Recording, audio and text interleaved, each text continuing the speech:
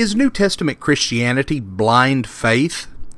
By using the adjective blind, some people would assume that there is no foundation or basis for Christianity.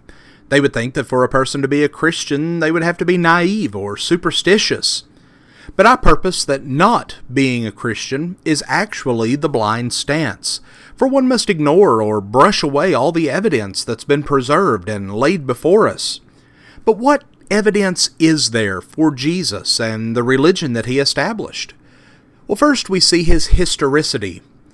The evidence testifies that Jesus was indeed a historic person. Jesus is not some comic book character like Superman or some fictitious hopeful like the Easter Bunny, Tooth Fairy, or Santa Claus.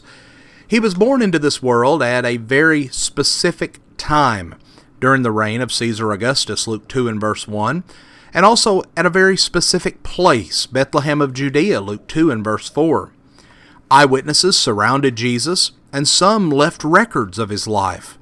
The 27 documents of the New Testament bear witness to him, and the Apostle John wrote out of his close association with Jesus in 1 John 1 and verse 1, that which was from the beginning, which we have heard, which we have seen with our eyes, which we have looked at, and our hands have touched. This we proclaim concerning the word of life. But even historians outside of the New Testament, such as Tacitus and Suetonius and Josephus, wrote about Jesus and confirmed his historicity. But we also must look at prophecy. Jesus fulfilled the prophecies that had been spoken about him several centuries beforehand. In the New Testament, we repeatedly read quotations from the Old Testament in which Jesus is the fulfillment of what God had promised long ago. A few examples will illustrate this fact. First, we're told that Jesus would have a Spirit-empowered ministry. We read from Isaiah 61 verses 1 and 2, and then fulfilled in Luke 4 and verse 18, "The Spirit of the Lord is on me, because he has anointed me to preach good news to the poor. He has sent me to proclaim freedom for the prisoners and recovery of sight for the blind, to release the oppressed." Secondly, it was prophesied that Jesus would sacrificially die. He was led like a sheep to the slaughter, and as a lamb before his shearer is silent, so he did not open his mouth, Acts 8 and verse 32, which is a fulfillment of Isaiah 53 verses 7 and 8. Third, we see that Jesus would be raised from the dead.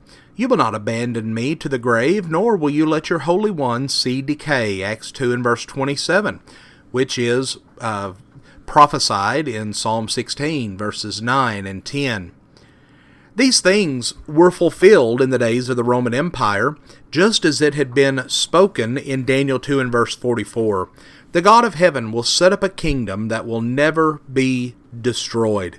And God accomplished this through Jesus when he established his church, as we see in Matthew 16, 18, and 19, and also Acts chapter 2. But we also have to consider the character of Jesus. Jesus lived the best life that has ever been lived on the face of the earth. He refused all the temptations to take shortcuts in establishing his kingdom. He did not bow to the carnal, messianic expectations of the Jewish nation. Rather, he came to serve, even stooping to the task of a slave by washing his disciples' feet. Unlike other religious teachers who have come and gone, Jesus never fell for the lures of evil. He had no sin, 2 Corinthians 5 and verse 21.